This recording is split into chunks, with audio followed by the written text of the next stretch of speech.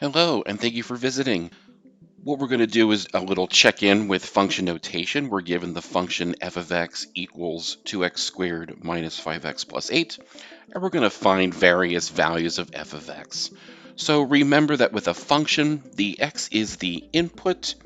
So if we take a look here, everywhere we have an x, it's going to be replaced by a number.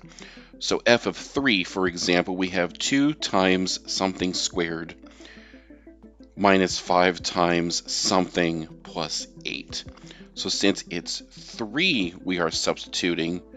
3 goes here, and then we are left to perform the order of operations. So remember, order of operations says we do the exponents first. We don't have anything inside parentheses, so we jump to the exponents. 2 times 3 squared would be 2 times 9 minus 5 times 3 plus 8. And then we just go from left to right. 2 times 9 is 18. 5 times 3 is 15 plus 8. 18 minus 15 is 3 plus 8. And 3 plus 8 is 11. So there we have our function evaluated at 3. So in summary, we would say f of 3 is equal to 11. So we do the same thing for f of negative 2. So we have 2 times negative 2 squared minus 5 times negative 2 plus 8. Now here's where we have to be really careful, and this is why the parentheses are crucial. We have negative 2 quantity squared here. Many people think that that's negative 4. It might be tempting to write negative 4. But remember, negative 2 squared is negative 2 times negative 2, which is positive 4. And I'm just going to go ahead and simplify down the line here. So we have minus 5 times negative 2, which ends up being a plus 10, and then plus 8, which is then 8 plus 10 plus 8. And if we add all three of those numbers together, 8 plus 10 is 18, plus 8 is 26.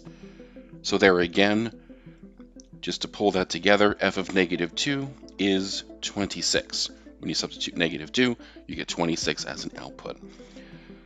So now to substitute a more complicated expression, this is where, again, the grouping symbols and whatnot are very crucial.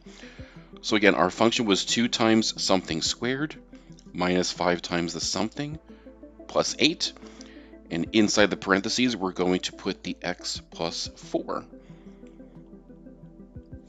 So now we have to perform x plus 4, the quantity squared. So let's just take a little sidestep for that. X plus 4, the quantity squared, is x plus 4 times x plus 4. So then if we FOIL that, first times the first is x squared, outers give us 4x, the inners also give us 4x, and the last times the last gives us 16. And the simplest form of that is x squared plus 8x plus 16. So pulling this into our function, we have 2 times x squared plus 8x plus 16. I'll just leave the rest of it as it was. And now we can go ahead and do the algebra.